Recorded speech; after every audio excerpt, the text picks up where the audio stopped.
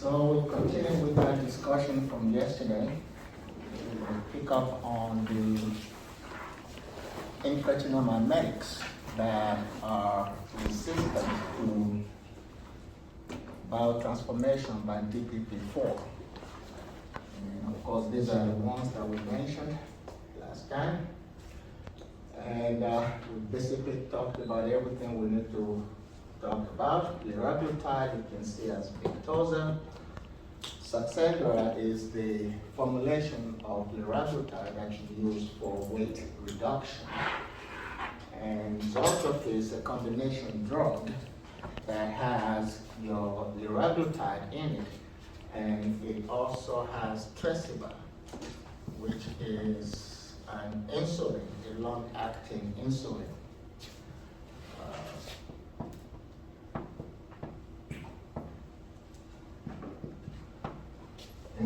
Insulin degludec. So you can see your Zoltrop as 100 by 3.6. So this will be the insulin unit, and that will be your liraglutide concentration in it. Okay, so liraglutide, we know you can administer at a dosage of 0.6 milligrams all the way to 1.8 milligrams.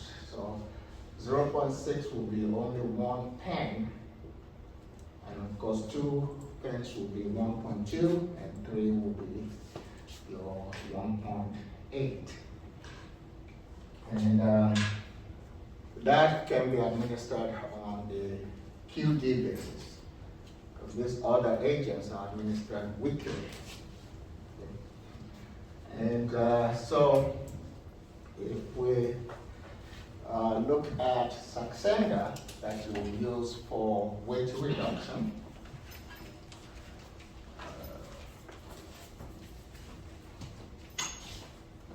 it will be given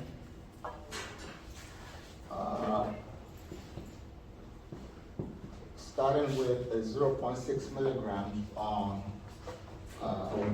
the first week, that is every day for 1 week, and then you'll be increasing it at 0.6 milligrams increment. So second week, you'll be giving 1.2, and then third week, you'll be giving 1.8 milligrams, and then the fourth week will of course be 2.4.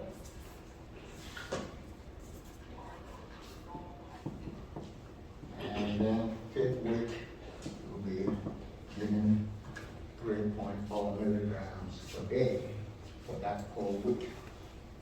Then you stay at that 3.0 for up to 16 weeks. And if after 16 weeks you don't get greater than a 4% reduction in weight, then it means your Saxenda will not work in that patient, so you simply discontinue it. So that's how it is administered for weight reduction. Abiglutide, not really used a lot these days. You mainly see Victoza, Trulicity, and Ozempic. And we've mentioned the percent A1C reduction that you can get with each of these agents. The one that will give you the most is semaglutide, which can give up to 1.5% reduction in A1C. If we use Wegovy to reduce weight, that's the special formulation of semaglutide that is used for weight reduction. If we use that, then you'll be giving your 2.4 milligrams subcutaneously. Okay, and that will be given on a weekly basis. The Ozempic is the one that is usually used just for the management of your diabetes, and you can use a range of 0.5 to 1 milligram administered on a weekly basis. Okay. I'm going to have the class rep always remind the class that all cell phones are to be turned off at the beginning of class. Okay? So we don't have that incident again.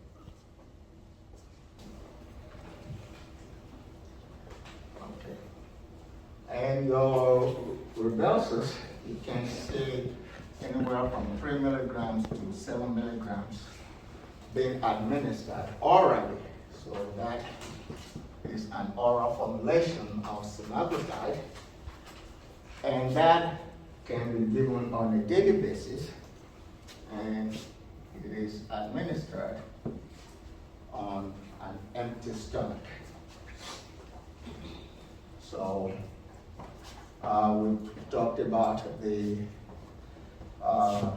indication for your incretin magnetics with type 2 DM, and you can, we also talked about the adverse effects of this group, which can be things like nausea, vomiting, diarrhea, dyspepsia, possible urticaria, that is hives, and then you may have damage to the thyroid. Okay. Thyroid gland. Even though that has not been seen in humans, you can see a damage to the so-called C cells of the thyroid gland, which are actually, which would be like a tumor of the C cells. And C there stands for calcitonin. So we're talking about calcitonin producing cells of the thyroid gland.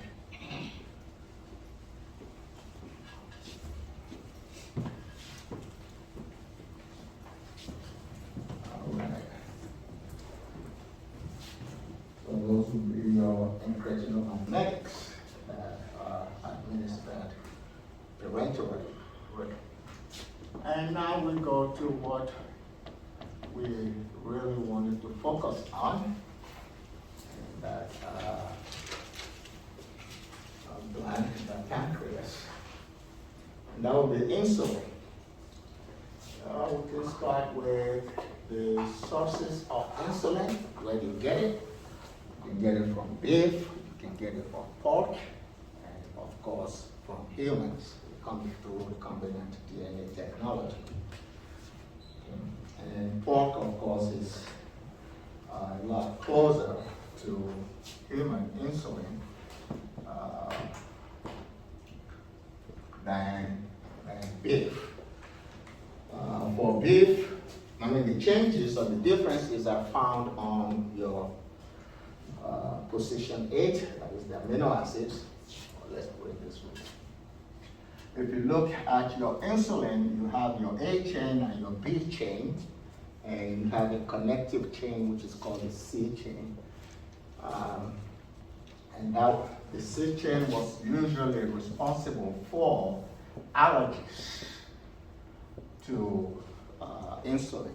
And since that has been removed through your recombinant DNA technology, you seldom see a lot of allergies to insulin. You have a total of, say, 21 amino acids on your A chain, and you have about 31 amino acids on your B chain. So you have a total of 52 amino acids on your insulin.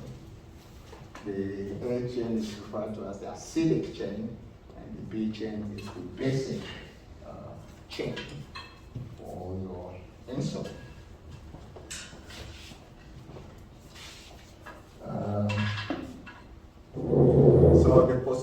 8 and 10 will be on the A chain, then your position 30 will be on the B chain.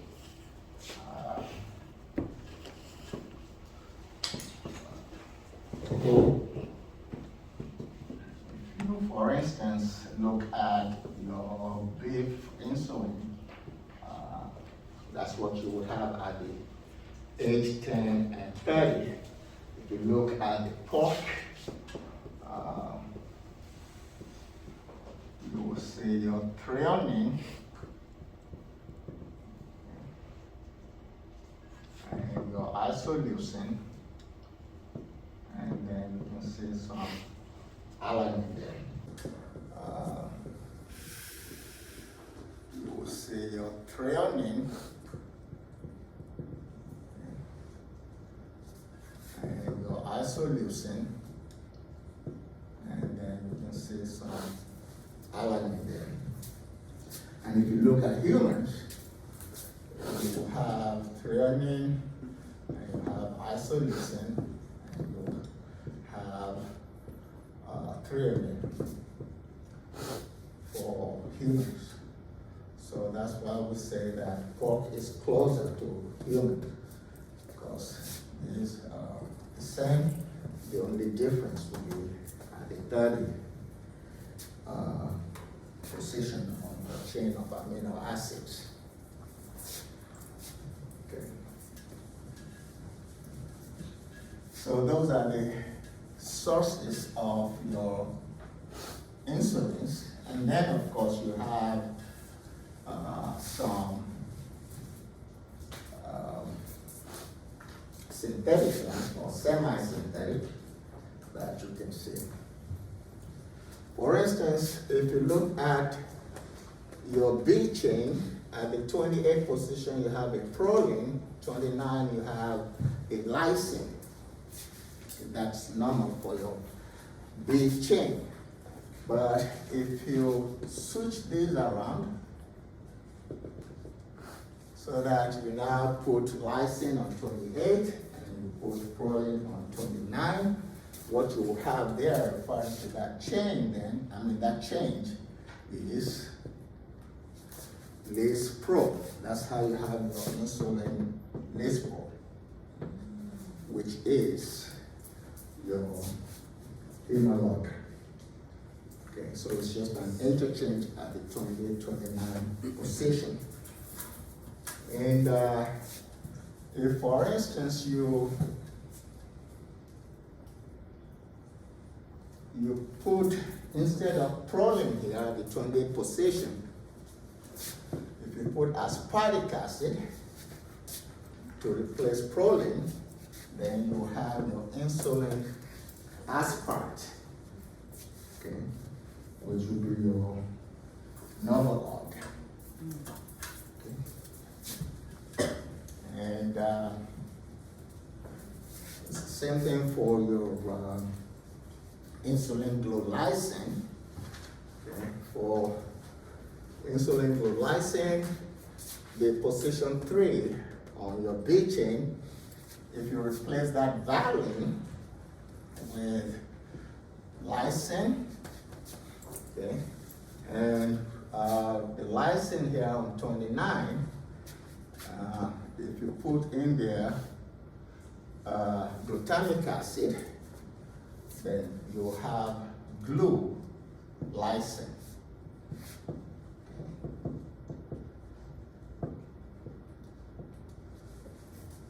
So that's how you get your insulin glycine and so on. If you look at lactose or insulin glycine, basically what you're doing is at your A chain, you will put glycine to replace that asparagine, which is the normal amino acid at the 21 position. And then at the end of your B chain, you simply add 2 molecules of arginine. Okay. And so you see your glycine arginine. That's a very long-acting insulin glycogen, which is lactose.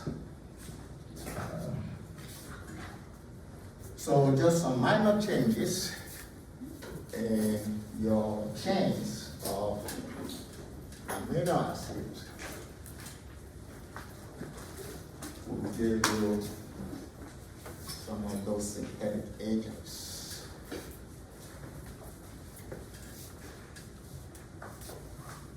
And that's what you have for the sources of insulin. Now,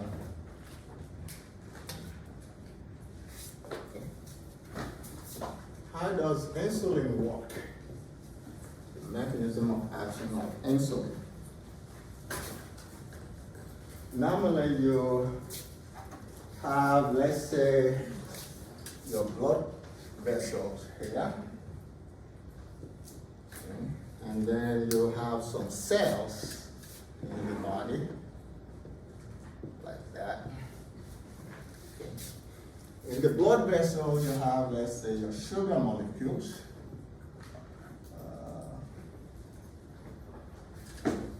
And what insulin does is basically to internalize your plasma glucose. In other words, insulin tries to move sugar out of the bloodstream, into cells. Okay, internalization of your plasma glucose. And if you move the sugar out, then the blood sugar level will drop. So that's what the result would be. And so the question then is how? Because when you're talking about mechanism of action, you're answering the question how. Okay? So what insulin does is it would bind to the tyrosine kinase.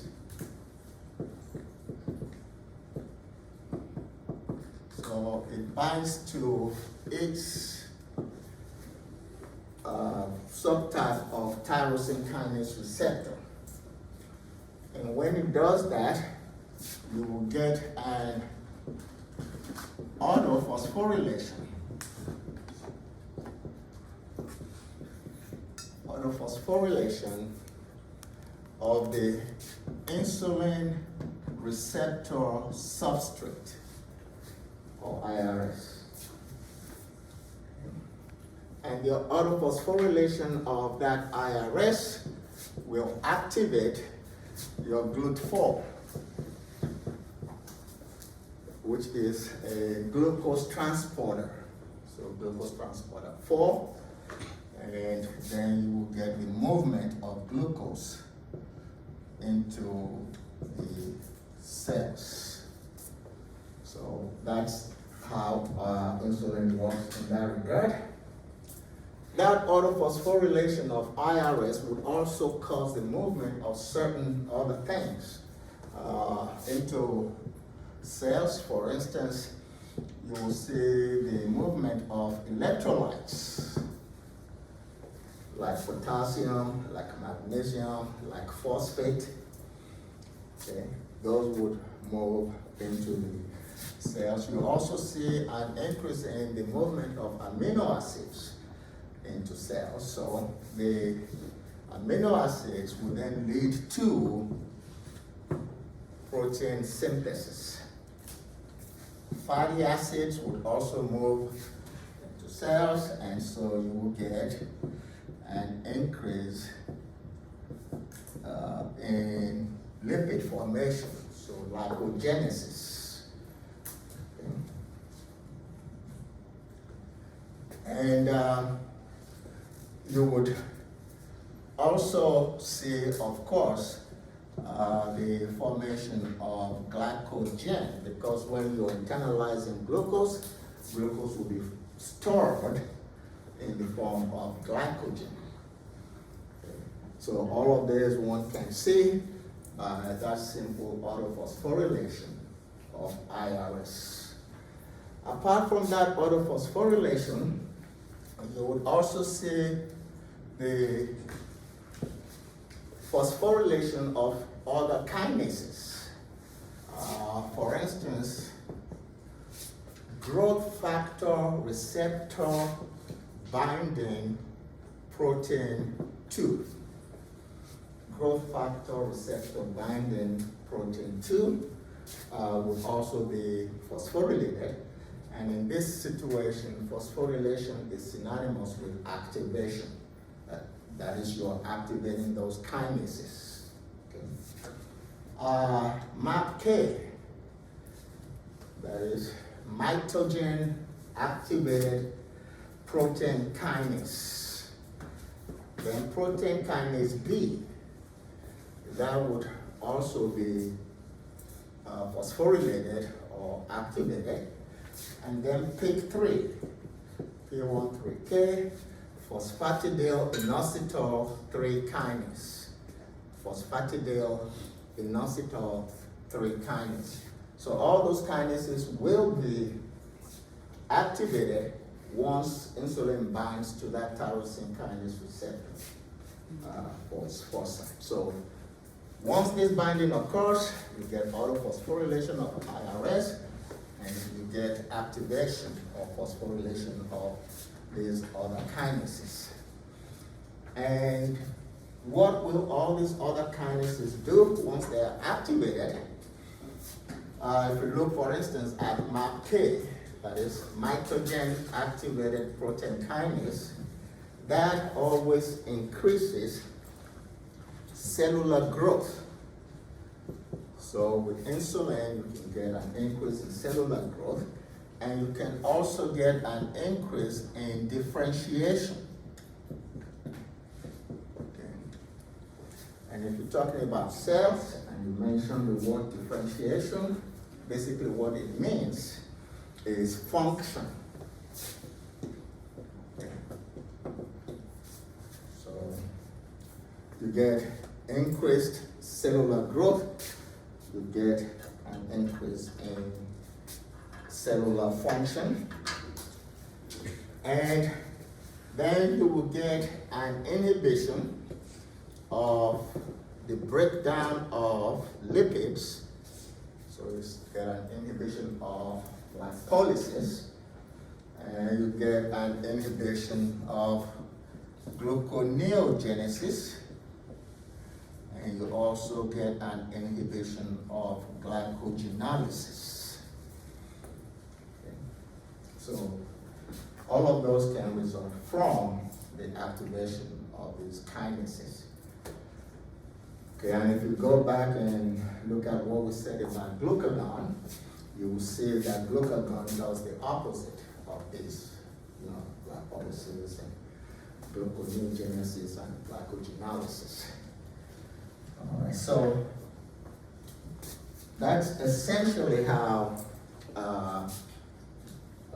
insulin works. That's the mechanism of action. So we've seen the source of insulin or sources, the MOA, and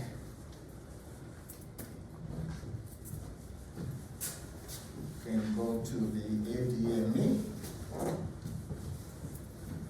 of insulin. Okay.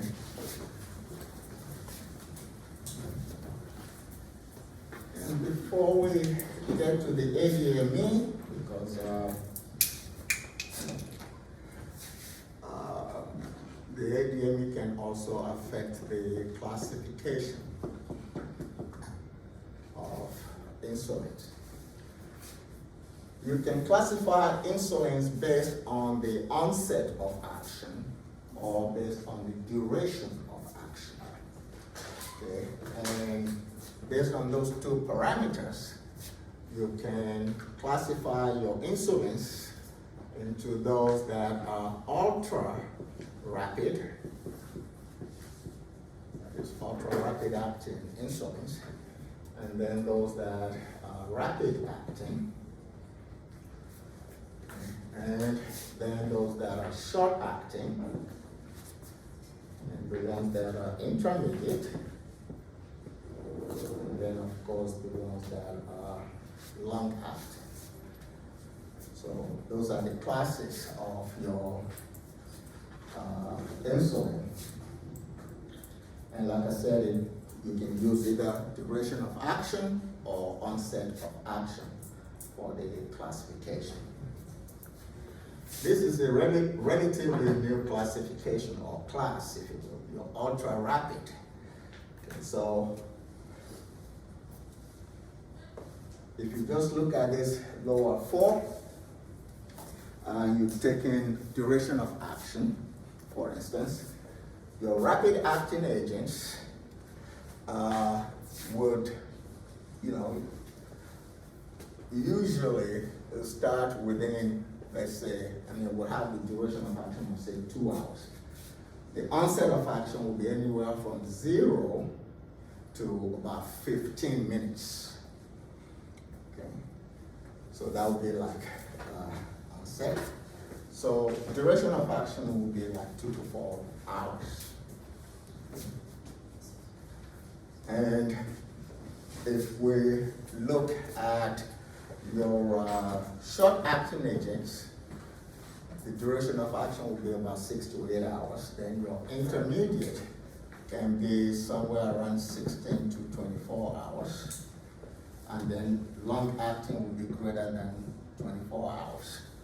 For instance, that Tresiba is about 42 hours in terms of its duration of action, so extremely long-acting. So the ones that are ultra-rapid would basically be like the rapid, but it would even be faster in terms of the absorption.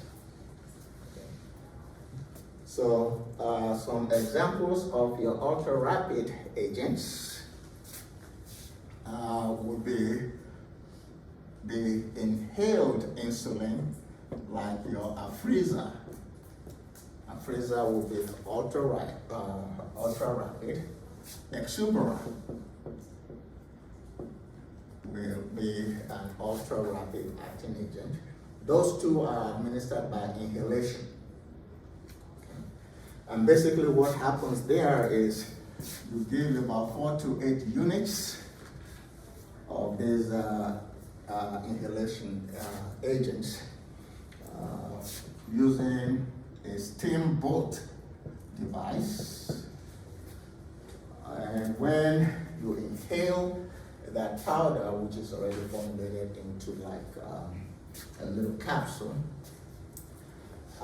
that powder is pH sensitive. And the medium, that is the lung medium in your lungs, is pH neutral. So when the pH sensitive powder comes into contact or gets into a pH neutral environment, its formulation, that is its physical formulation, changes because it is pH sensitive. So it now turns from a powder form into a liquid form. And that's what is absorbed through your alveoli and the blood vessels there. So that's how those work. Actually, Exubera came before Afrezza, but the company had to remove Exubera, not because it didn't work. It was because they didn't have enough patients to put on it way back then. Is Exubera on the market? Is what? Is Exubera on the market? Is Exubera? Yeah, they removed it at one time, because they were not making money. So it was an economic decision, And when Afrezza came, then they also put it back on. So that's those are some rapid acting agents. And you have Viajet, which is actually administered by administered parenterally. And that is a rapidly acting agent. Now there's one called FIASP, which is, if you break it down like that, it is a fast-acting insulin aspartate or aspart. And so it's even a more rapidly acting agent than your, insulin aspart. It gets absorbed into the body within, in less than 2 minutes. So those are your rapidly acting agents. There's one thing, well, two things that is common to those ultra rapid acting agents. Number one, they produce less weight gain compared to all these other insulins. Insulin tends to increase weight. Okay, remember we mentioned your incretin mimetics reduce weight. So insulins increase weight, but you will get less weight increase with these ultra rapid acting agents. And they also tend to produce less hypoglycemia than all these other insulins. So those are two positive things that you see with your ultra rapid acting agents. And of course you have your other classes.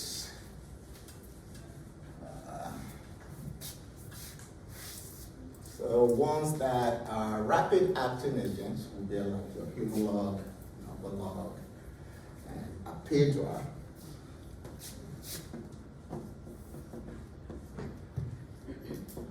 So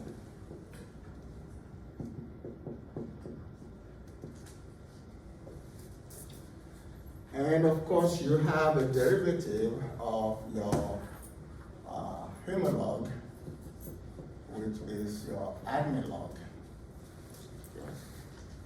Admelog is not a generic form of Humalog.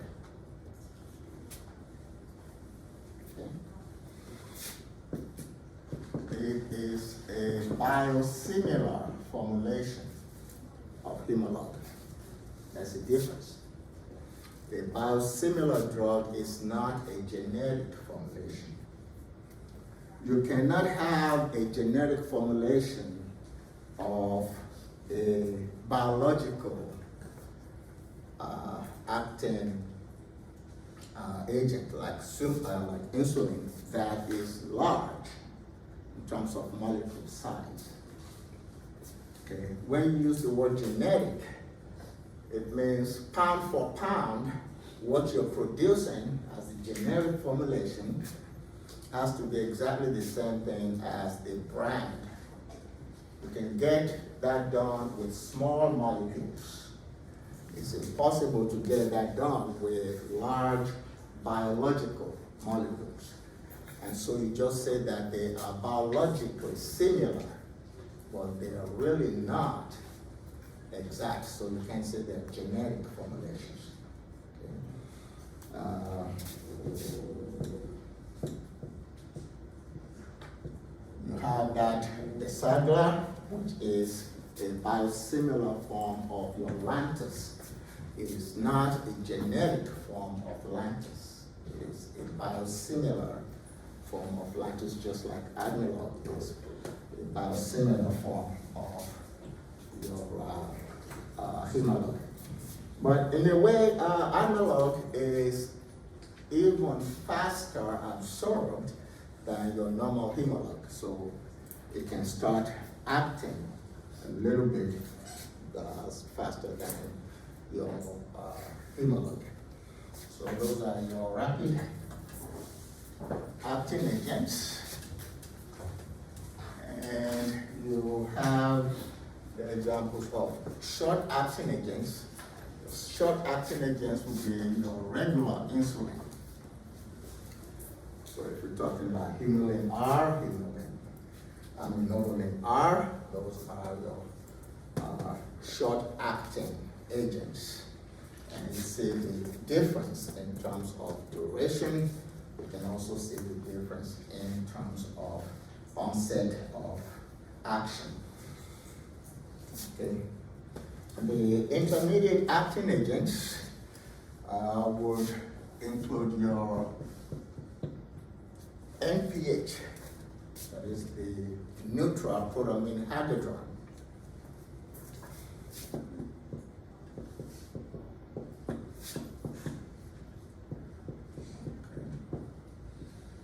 And N is neutral protamine hydrodrug.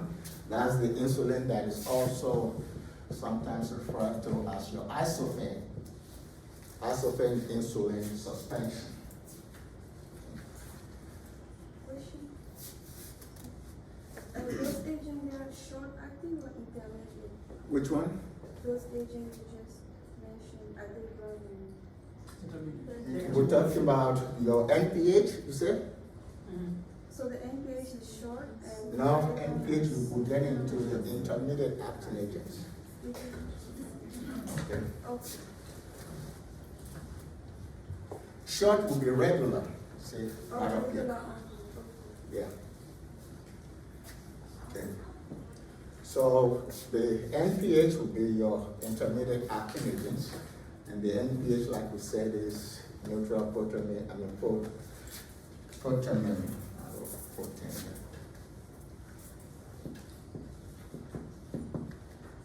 That is a fish protein.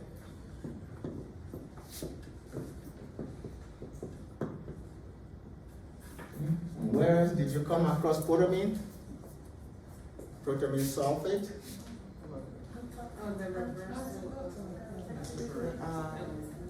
The antidote or the Mexican. Okay. And what would you be most concerned with when you use protamine sulfate?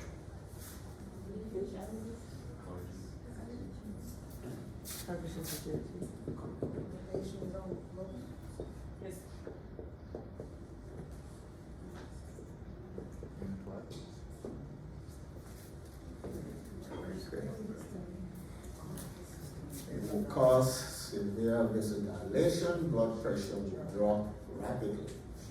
Okay.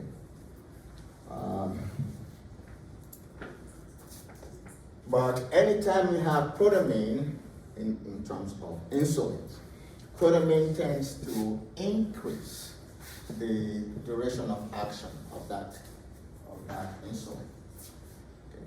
For instance, if you add protamine to insulin aspart or even to lispro, you will get that combination moving into intermediate from just rapid. Okay.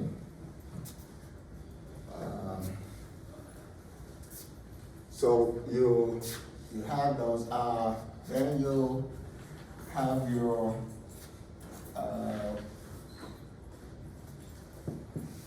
different examples, like Prozac, protamine zinc.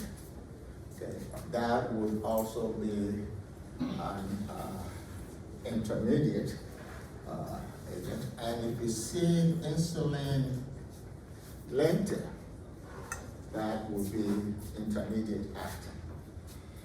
Okay, and the lente also has some zinc, so it is your insulin zinc suspension. That's your lente insulin. Now,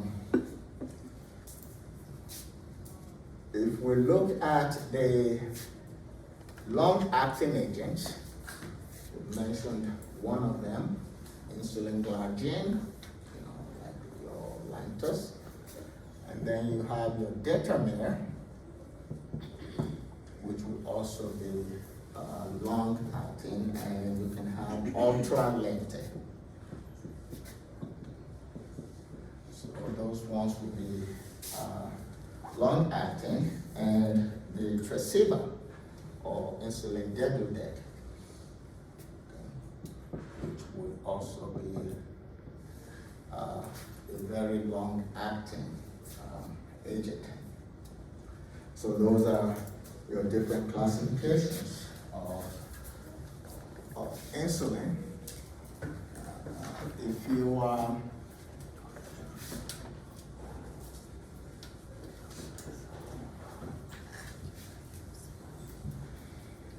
if you look at the insulins, usually they come in terms of concentration. Say 100 units per mil for most of them. Of course, some are different. That Prozac, for instance, Prozac is a 40 unit per mil preparation. Okay. If you look at Toujeo, that's 300 units per mil preparation.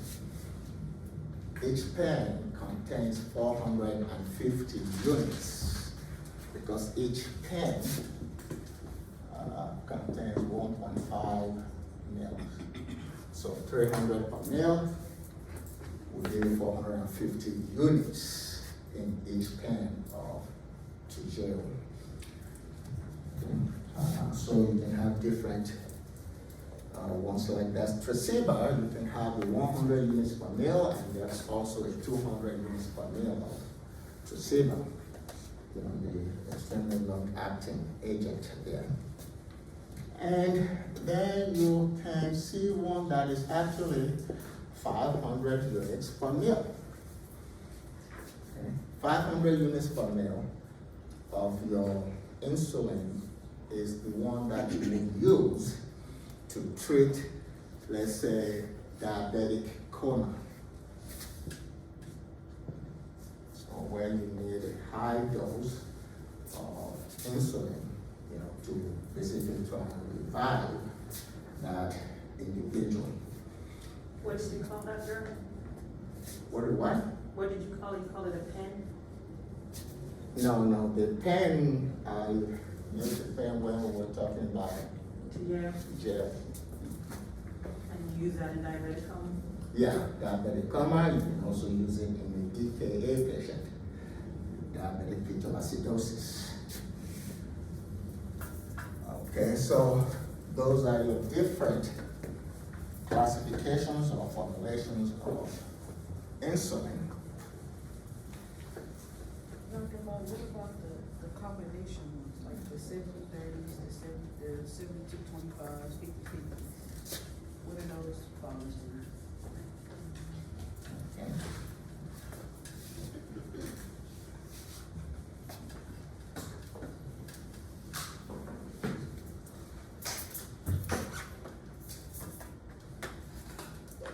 Anytime you see a combination of your insulins, the numerator is usually the longer acting agent. The denominator is the shorter acting agent. So for instance, if you see 70-30, if you're talking about, let's say, Humulin, okay, the 70 is an intermediate acting agent, like your NPH.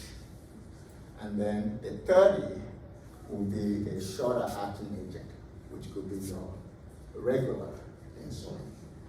So the numerator is always the longer acting one in that agent.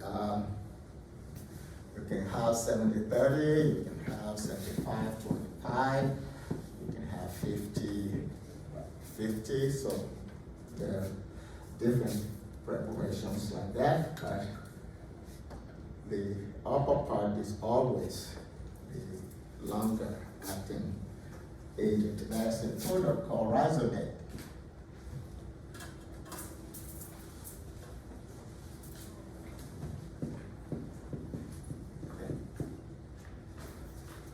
Nixazodone is a combination of tresiba and aspart.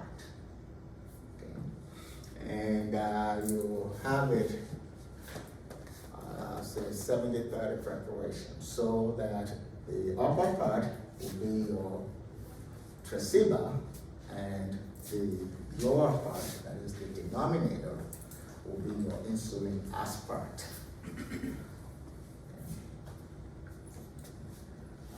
Even if you have protamine insulin lispro, for instance, you can have it in combination with just your insulin lispro, 70-30.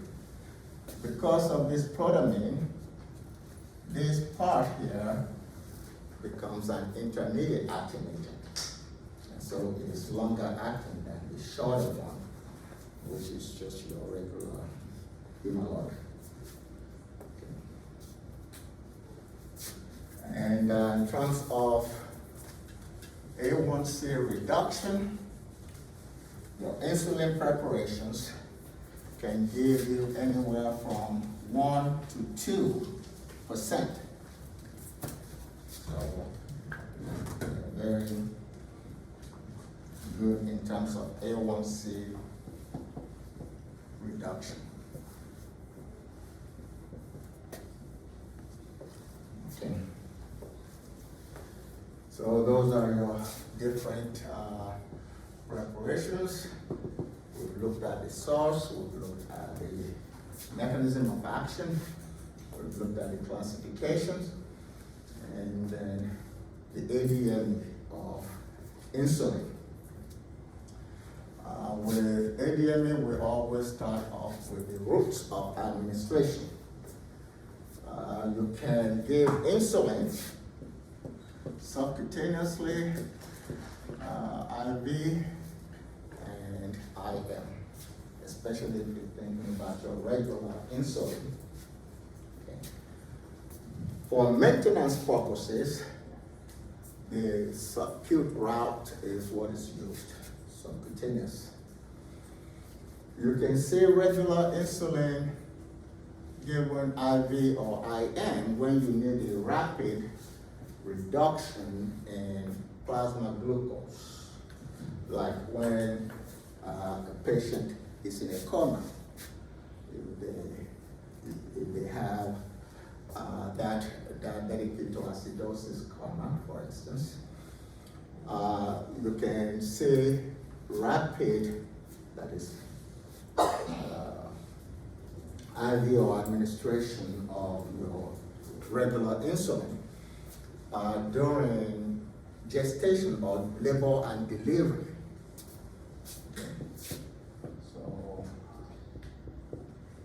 you may need the rapid action of insulin there, so you give it intravenously or intramuscularly.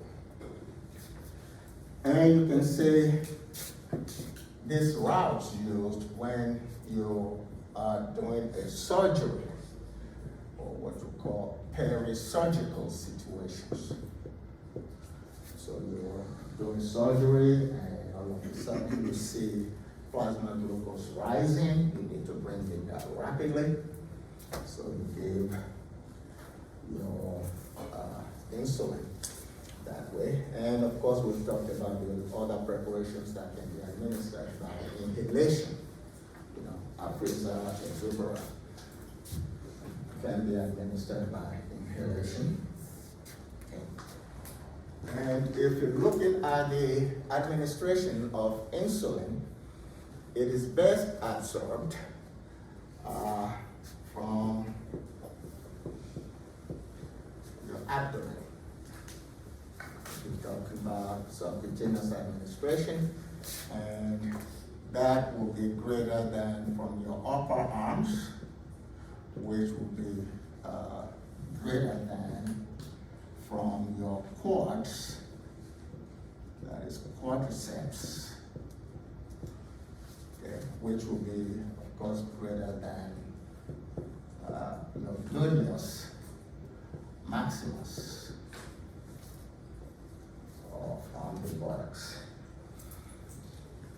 And if you apply heat, or if you rub, or if you increase perfusion through exercise, okay, then you can see an increase in the absorption of your insulin from the site of administration. Okay.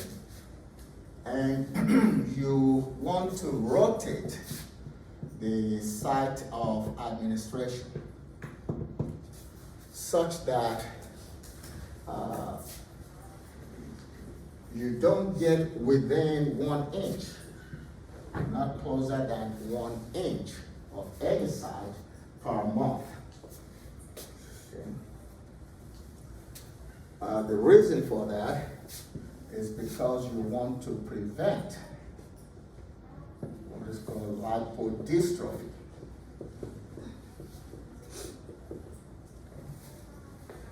And lipodystrophy is normally regarded as an adverse effect of insulin. So we'll discuss lipodystrophy under the adverse effects. But you want to change the site of administration within 1 inch of the previous site in 1 month. So that's in terms of the routes of administration of your insulin. And there are ways that you can deliver your insulin. There are different ways of insulin delivery. We mentioned one of them. You can say pre-filled pens. Some actually still use the cartridges.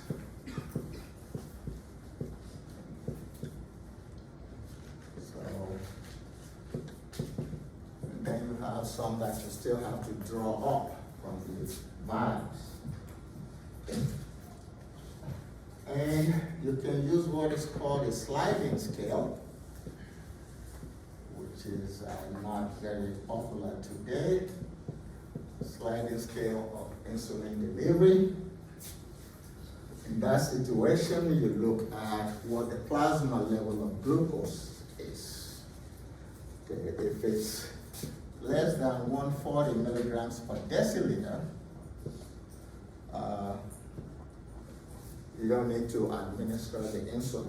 Usually you use short-acting insulin for sliding scale. Okay. If it's between 140 and 200, you administer 2 units of insulin. Okay.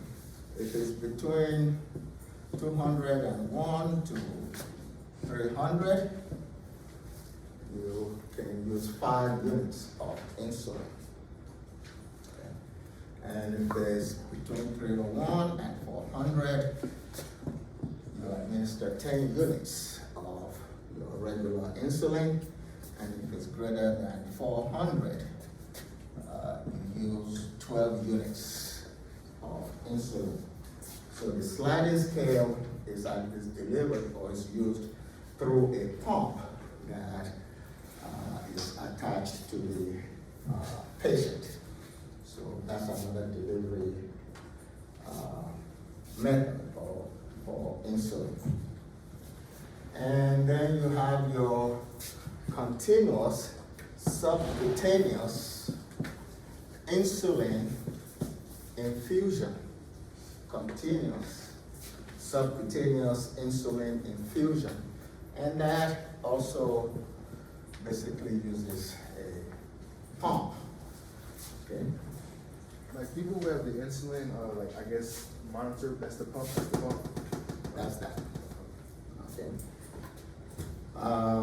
And you have different types. Just one example is your tandem or tandem T.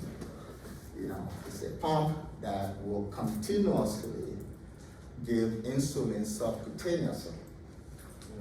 Okay, there's another one called PAC. You have different forms. NovoPen is another one. It's called NovoPen Echo. So these are different CSII pumps. And do the pumps, do they work in a consistent dosage, or do they work in a sliding scale method where it monitors the glucose and correlates the dose based on that? No, they will not work through sliding scale.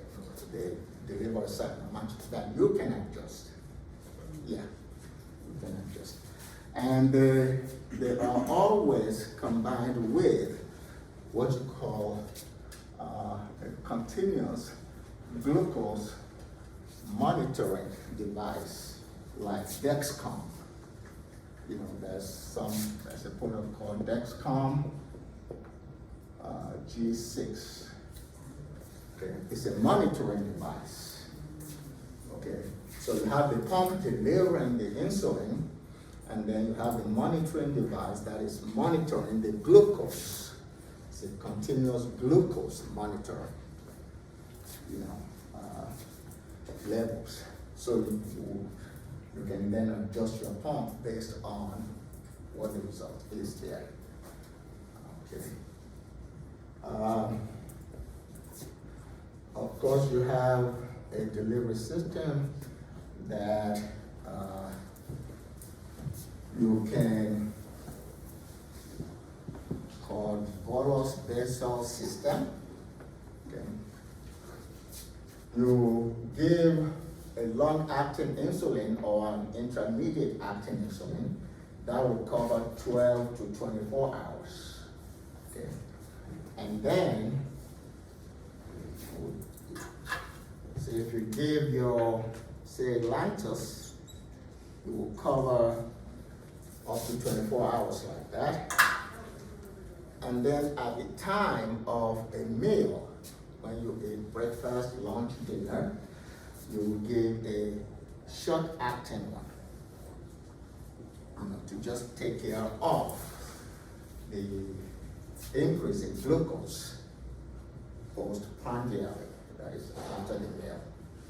Okay, so the basal will be the long-acting one, long-acting or intermediate. If you use intermediate, you can cover up to 12 hours.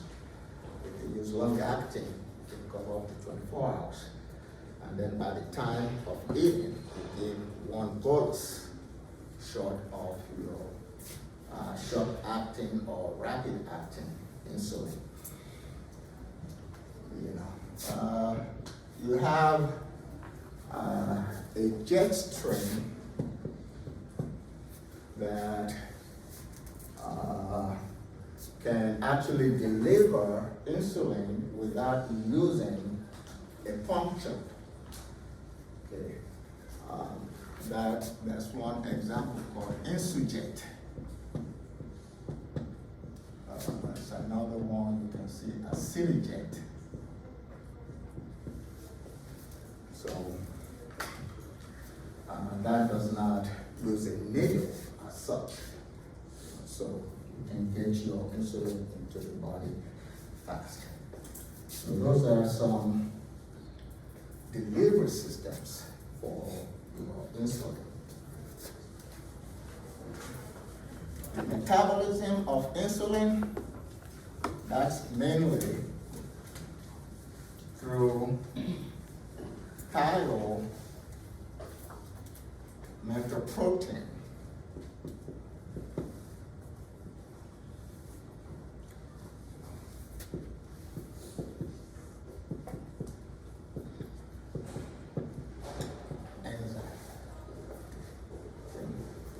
So that can metabolize your insulin. Because you know insulin has amino acids, which means protein, because those are the building blocks of the protein. And so the proteins can break it down. And you have some carboxypeptidases in the body. See, the thiometroproteinase works mainly in the liver, but insulin can be present in other tissues, like your lipid, you know, that is your adipose tissues, for instance, your muscles, for instance. And the carboxypeptidases that are present in those tissues can metabolize your insulin. The movement of insulin into cells, the movement of sugar, glucose into cells by insulin occurs in every cell in your body, with the exception of two. You don't need insulin to move sugar into your red blood cells. And you don't need insulin to move sugar into your brain cells. Those are the only two. All other cells in the body require insulin for internalization of glucose, but not your red blood cells and not your brain cells. Okay. So basically we're at the metabolism right there. In terms of excretion, well, we'll say something about distribution here. Insulin has a negligible, almost zero plasma protein binding. It does not really bind to proteins. So it's like a 0 to 9% plasma protein binding for your insulin. And of course, once it's metabolized like that, you can get renal excretion of your biotransformed insulin. Okay, so that takes care of your admin.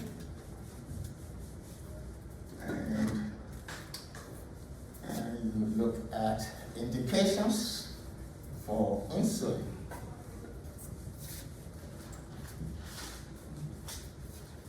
So what do you use insulin for? One would be your type 1 diabetes mellitus. Another would be your type 2 diabetes. And then the other one would be your gestational diabetes mellitus. That is diabetes that is associated with pregnancy. So gestational diabetes mellitus. And if you have a high level of potassium in the bloodstream, hyperkalemia, remember when we were talking about mechanism of action of insulin, we said it can internalize certain electrolytes, one of them being potassium. The relationship between insulin and potassium is actually very funny. If you have a low level of extracellular potassium, if your extracellular concentration is low, you would actually see a decrease in the function of insulin, which means plasma glucose will go up. Okay. That's why patients who have been on a thiazide for a long period of time will eventually develop hyperglycemia and maybe even diabetes, because your thiazides will deplete your potassium, and if that happens, you get a decrease in the functionality of your insulin. So protracted use of thiazides, and of course your high ceiling diuretics, Lasix, can eventually exacerbate diabetes or even produce diabetes. Taking a potassium supplement kind of negate that, or is it just? Yes, it can. It can. But even with you advising the patient to drink a glass of orange juice or eat one banana or giving your K-tab and all that, if the patient is going to stay on hydrochlorothiazide for a long time, you can still get a decrease in insulin function, which means plasma glucose will go up. Even though DKA is an adverse effect of insulin, it is also one of the indications insulin. So, diabetic ketoacidosis, you can use insulin for the management.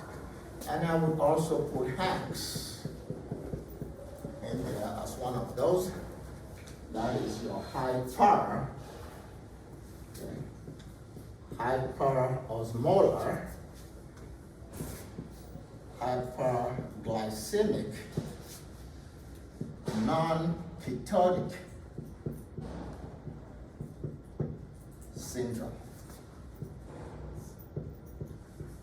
Okay, so you have hyper, that is the osmolarity of the body is high, glucose level is high, but you don't have ketone bodies, non-ketotic syndrome. And for DK and HANCs, you use a very low dose of insulin. You give about 0.1 units per kilogram of body weight per hour. So it's just infused, you know, until the patient comes out of a coma, because DKA can also lead to a coma. So those are your indications for insulin. And what are the adverse effects of insulin?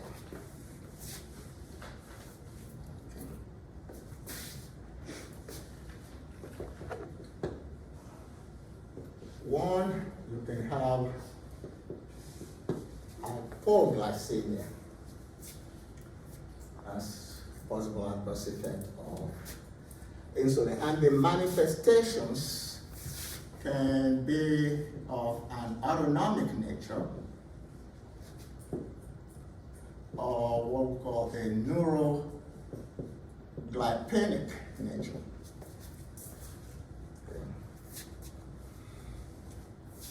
The manifestations of hypoglycemia caused by insulin can be characterized by things like, say, your tremors and anxiety, and of course hunger may be present there. Paresthesias, that would be like so-called needles and pins sensation, and that you see palpitations, which may actually be representative of tachycardia or an increase in heart rate. And then, of course, they can have swelling. All of those are referred to as the autonomic manifestations of insulin-induced hypoglycemia. Okay. The ones that are neuroglycopenic, let's see what they are, neuroglycopenic manifestations. Those have to do more with central nervous system. So the patient can't concentrate. Okay. And you will know that when you look at their scores in pharmacology. Okay, so they cannot concentrate. You can have, you guys are slow. Okay. We're trying to be serious, man. You're serious students. Or they can just lose concentration. Okay, and sometimes you can see a loss of consciousness. Okay. And then others will be things like dizziness and possible drowsiness that can happen with this. So the neuroglycopenic signs and symptoms of insulin-induced hypoglycemia are basically centrally related. Would you mind explaining how low sugar makes you pass out? It would depend on the individual. Okay. Yeah, it varies. Now, so that's one adverse effect. Then you can have what is referred to as insulin edema. Okay, and in that case, you will see bloating. Okay. That will be a manifestation. And of course, an increase in extracellular fluid, which is what you refer to as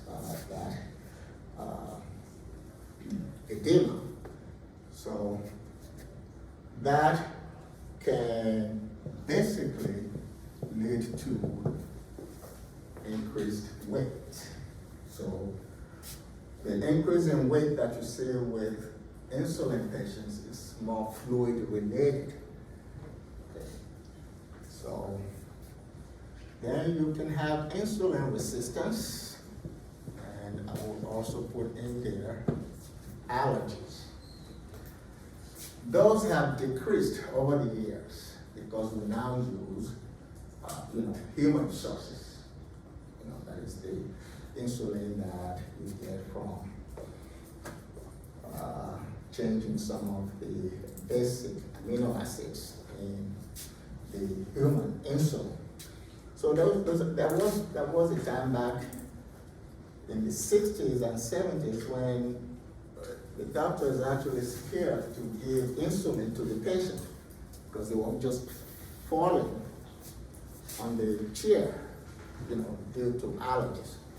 And once that C peptide was removed, you saw less of this resistance or allergy.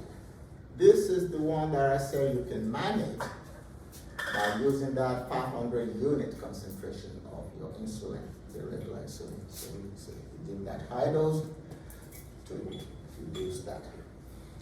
And of course the allergy reduced because you were not using animal sources, for your insulin.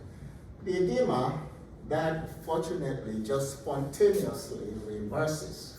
So you really don't do very much with that edema. Lipodystrophy that we mentioned earlier, still right here, the lipodystrophy. It can be of two types. You can get lipoatrophy, and then you can get lipohypertrophy. So those are the two types. Atrophy, of course, will mean that you are seeing a breakdown of fatty tissue at the site of injection. That's why you don't want to use the same site too often. That's why we said, more than 1 inch from the site of administration, at least within 1 month. So that would be lipoatrophy. Lipohypertrophy will be the opposite. You will see an accumulation of fatty tissue at that site of injection. Okay. So that's lipohypertrophy.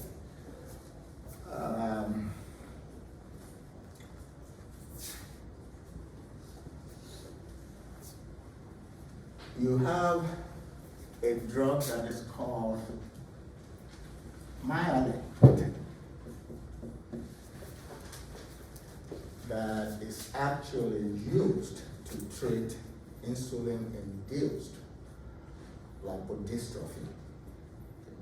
So it's a very effective agent there. Okay.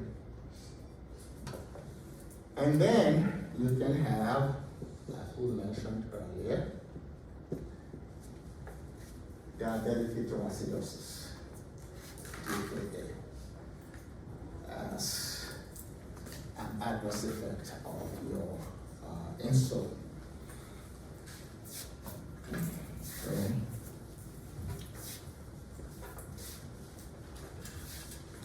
Those are the adverse effects.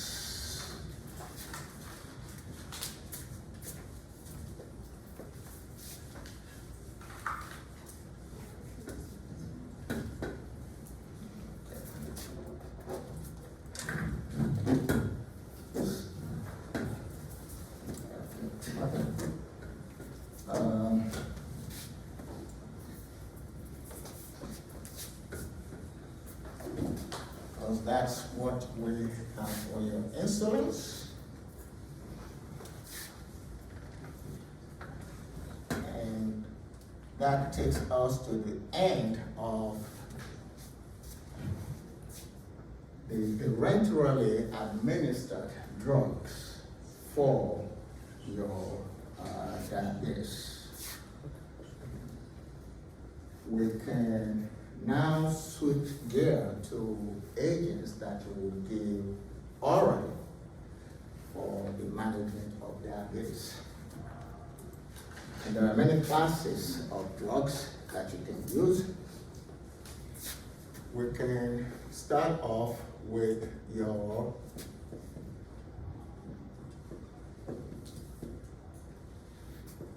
DPP-4 inhibitors. There are 30 days for inhibitors. And some examples, there are your sitagliptin. So these are the ones that are called the gliptins. Okay. And you have saxagliptin. You have valdagliptin, and you have your allogliptin, and of course you have your linagliptin. Okay. These agents and very often be used in combination with other agents. And so you should find out what you have in Glyxambi, what do you have in Combiglize.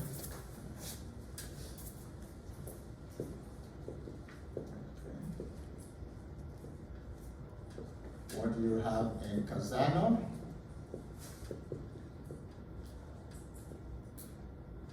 What's present in Oseni?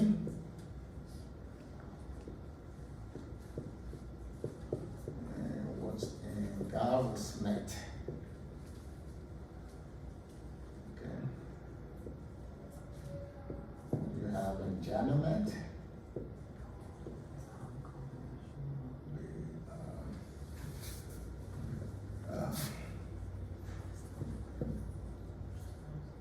What do you have in Gentile way?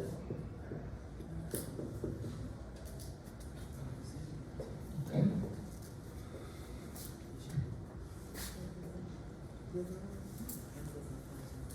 Okay. So for that class,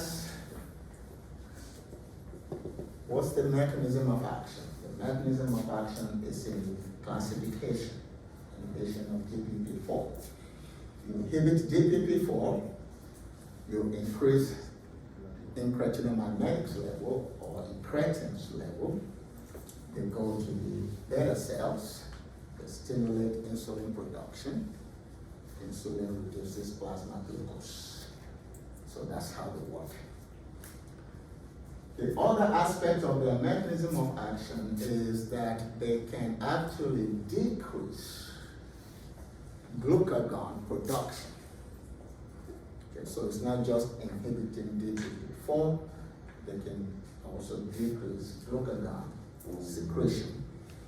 And if you decrease glucagon, then you'll be decreasing the likelihood of getting hyperglycemia. So that's how they work. Okay. Don't think that DPP4 is the only DPP that's available in the body. Okay. You also have DPP8 and DPP9. It's just that those are not related to your glucose metabolism. So that's the mechanism of action, and we'll take linagliptin as the representative agent for this group. So its mechanism of action will be the same for all those drugs. And we can look at its admin. Linagliptin is administered orally. So this is pill. Food does not affect the kinetics of your linagliptin. Okay? So you can give it with or without food. That's what we're saying here. In terms of its plasma protein binding, it can go anywhere from 79% to 99%, and that is concentration dependent. In other words, it is a saturable process. The greater the amount of linagliptin you give, the more of it will become plasma protein bound. So it's saturable. And while we would be interested in PPB, plasma protein binding, of course, can give you an idea of drug-to-drug interactions. Okay, that's one. Plasma protein binding can give you an idea of how easily that drug can penetrate the blood-brain barrier, which means it can invariably give you an idea of whether the drug will have CNS side effects or not. So that's why you want to have an idea of the plasma protein binding of the drug. Okay. So if we look at the half-life for linagliptin is 131 hours. What's the interest in half-life? Half-life can give you an idea of the dosing of that drug. If the drug has a half-life of 131 hours, you can only administer it one way. It has to be QD. Okay. So half-life can give you an idea of the frequency of administration of a drug. And so, in this case, in the case of linagliptin, you will usually see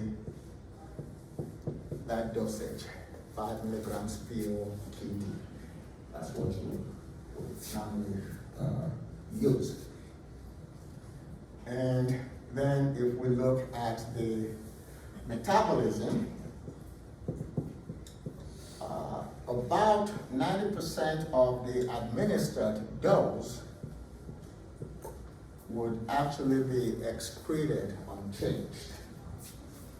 Okay. A little bit of it can be metabolized by cytochrome P453A4. Just a tiny bit of it. And how do we know that a part of that drug can be metabolized by 3A4? It's because if you give a 3A4 stimulant, that is a drug that will stimulate that cytochrome P450 system, you would actually see a decrease in the effectiveness of your linagliptin. Okay. Now, linagliptin itself can cause a minimal inhibition of your 3A4.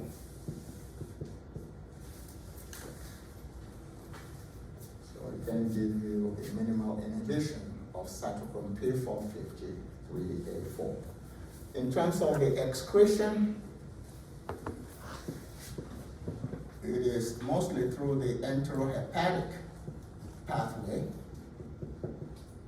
About 80% of the administered dosage will be excreted through the enterohepatic system.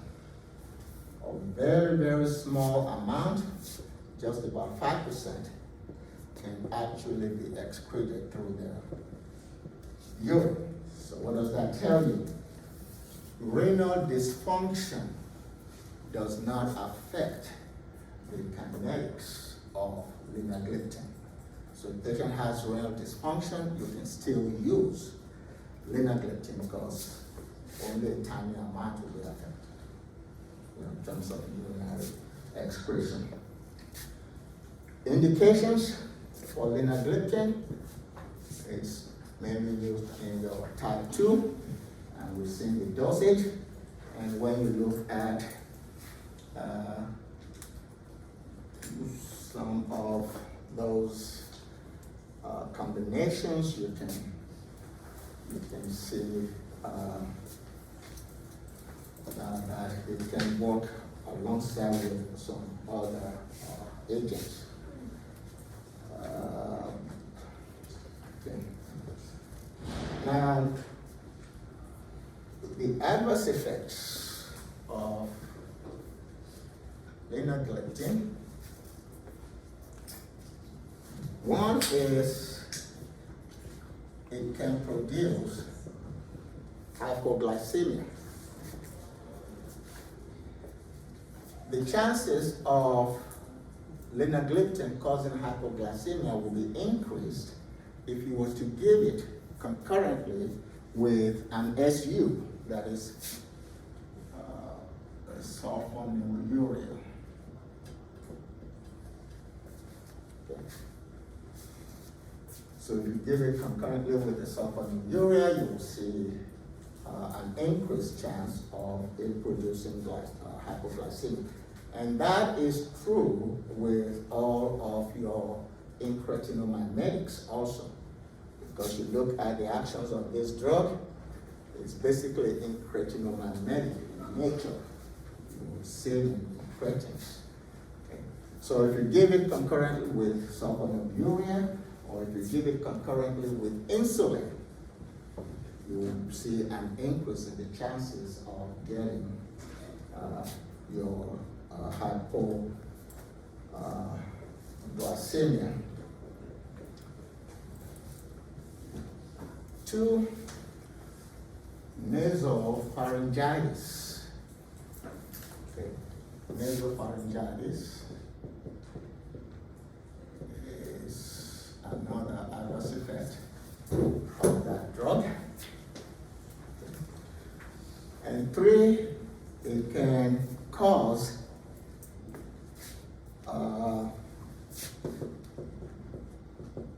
pain.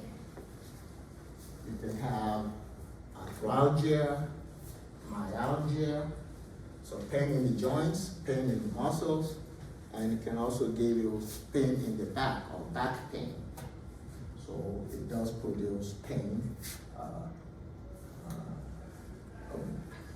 basically. Okay, and we'll put all of those up there. To some extent, it can actually also cause an inflammation within the pancreas. So pancreatitis is a possible adverse effect of your linagliptin. A1C reduction, it falls within the range for your other incretin-mimetics. So you can say it give you between 0.7 and 0.8% reduction in A1C. So that's your DPP4 inhibitors, and we'll just use the last 5 minutes to look at your SGLT2 inhibitors.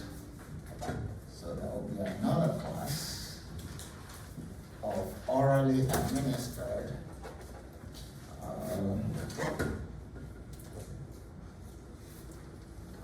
anti-diabetic agents.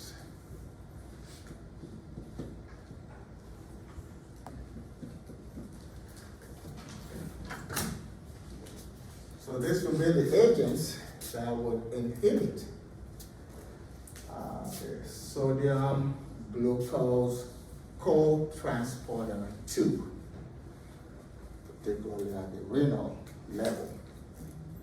Okay. So if we look at your kidneys this way,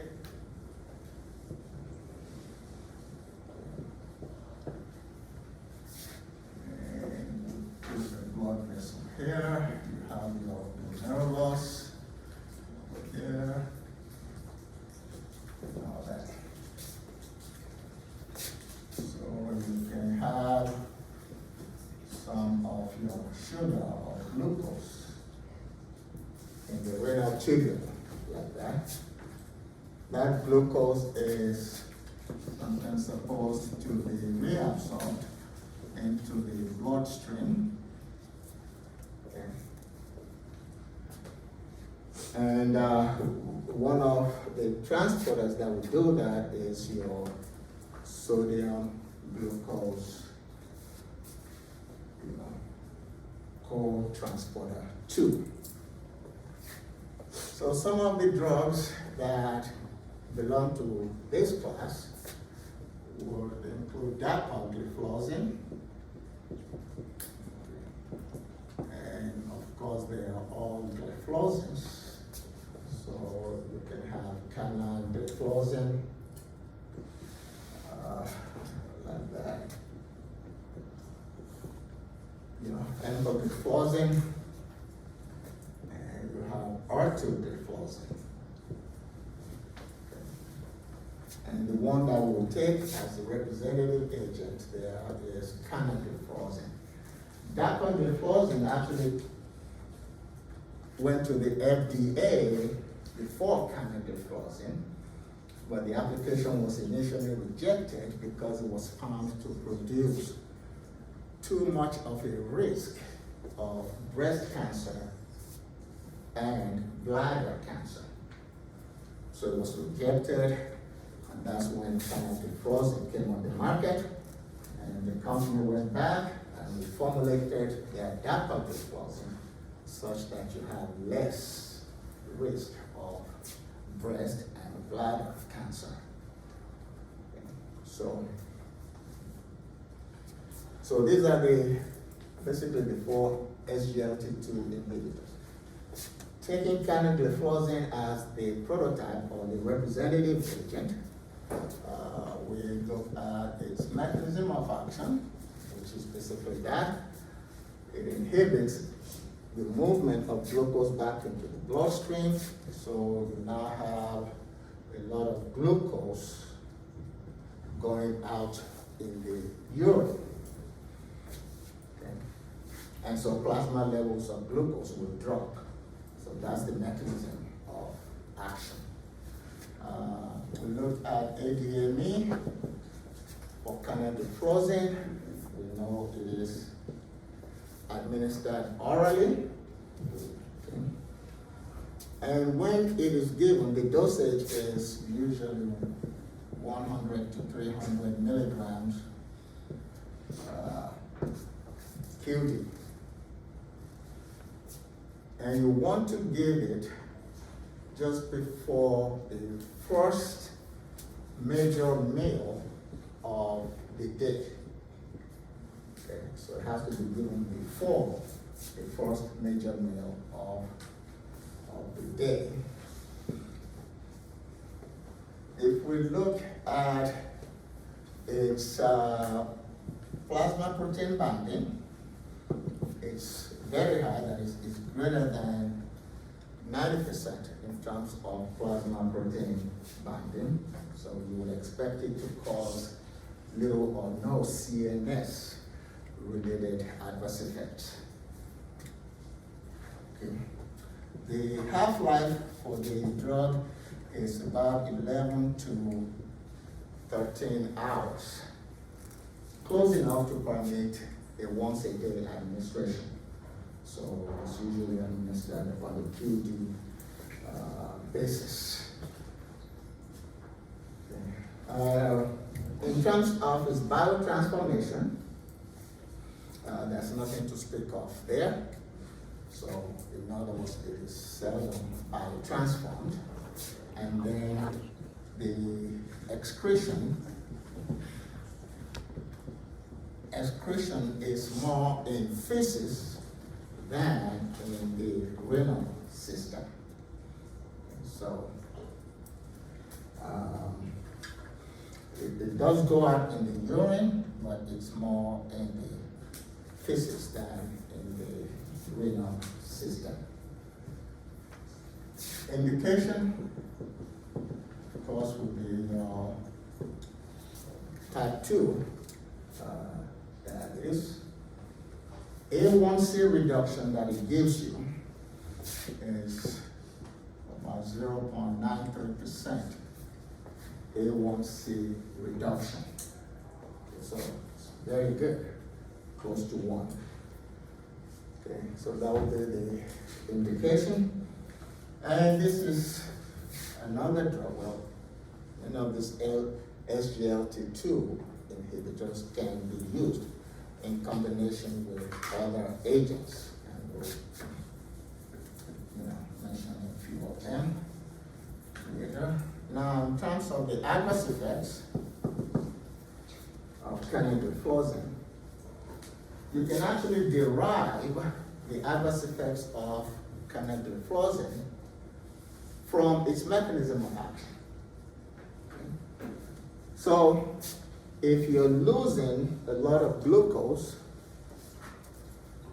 wherever glucose goes, water follows. Okay? So, you'll see an increase in glucose excretion, which basically means that you will see an increase in urination. Water follows the glucose. Okay. If you have an increase in urination, what can happen is that you lose body volume, okay, because water is going out with glucose. You decrease extracellular fluid volume, you can see a decrease in blood pressure. You decrease extracellular fluid volume, you can see a decrease in weight. Okay. And the loss of water can lead to dehydration. And if you have dehydration, your senses are affected. So you can see, dizziness,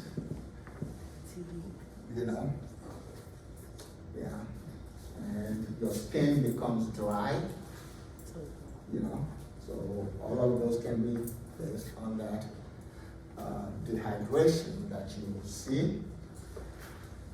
And because of its effect in terms of affecting the exchange of glucose and sodium, you can actually see an increase in potassium levels. If you see an increase in potassium level, that can affect the cardiac tissue. Okay? So you can actually see the increase in risk of your chronic cardiac failure. So chronic cardiac failure can increase the rate, and you you're affecting electrolyte balance.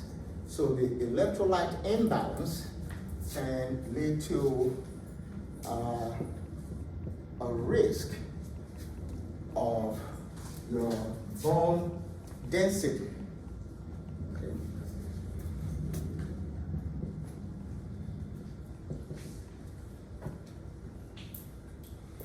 So all of those really you can derive from the mechanism of action of that drug. And the other adverse effects that we know, it can produce DKA, diabetes ketoacidosis. It is nephrotoxic. It is also hepatotoxic. And because of the effect on bone density, you can see an increase in bone fractures.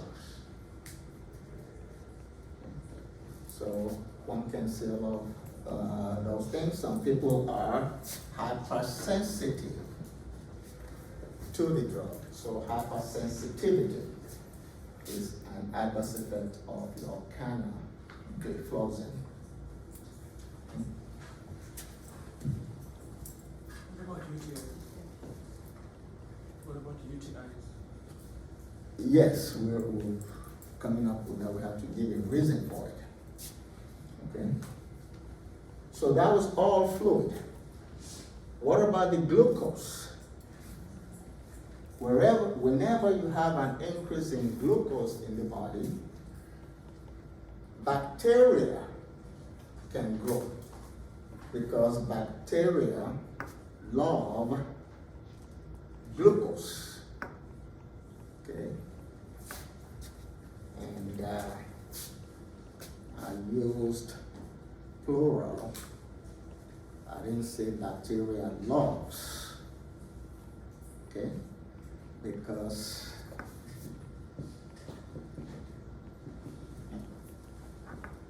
that is the singular for bacteria. Don't say bacteria does something. Bacteria is plural. Okay? Bacterium is singular. Okay? So bacteria, that is plural, they love glucose. And since you have a lot of glucose now in the urinary tract system, bacteria can grow, and so you can have an increase in urinary tract infections because of the bacterial growth. Okay. One question. So can you say that any medication that increases the excretion, like as far as the water glucose follows theory, will cause a UTI? It depends on how much sugar that is In that in that environment. Yes. So a person has a high That- sugar content in their body, but not necessarily pre-diabetic, but not diabetes. Not that. They're prone to UTIs. Right. You know, and that's why you see one of the prominent manifestations of diabetes is vaginal infection, because you have a lot of sugar that's available for bacteria to grow. You know, maybe we'll leave that for another class, or maybe you've done it. If you look at the signs and symptoms of diabetes, you can actually classify them into only two. Those that are developed, or those that are a result of lack of insulin, and those that are a result of too much sugar in the bloodstream. If you look at those two, you can very easily describe a picture of diabetes. Now, for instance, how do you get ketones? Why is ketoacidosis a possible manifestation of diabetes? So you haven't done it, okay. We're waiting for you. So, we can hold it here for the orally active agents, and I think in your handout you'll see some combinations of that we put there. For instance, if we say Synjali will be empagliflozin plus metformin. Okay, and the newest one is Trijeli. Trijeli uses empagliflozin and metformin, and then we drop the linagliptin. So Trijeli is 3 drugs in one. Okay, linagliptin, which means it contains a DPP-4 inhibitor. Okay, empagliflozin, which means it contains an SGLT2 inhibitor, and then metformin, which of course we will discuss later. It's usually the first drug to start the diabetic patient on. So those are what we have. Questions? Okay, maybe when you read and digest, you will have questions. Maybe this week. You would do a big player now, Judge. You got that. Okay.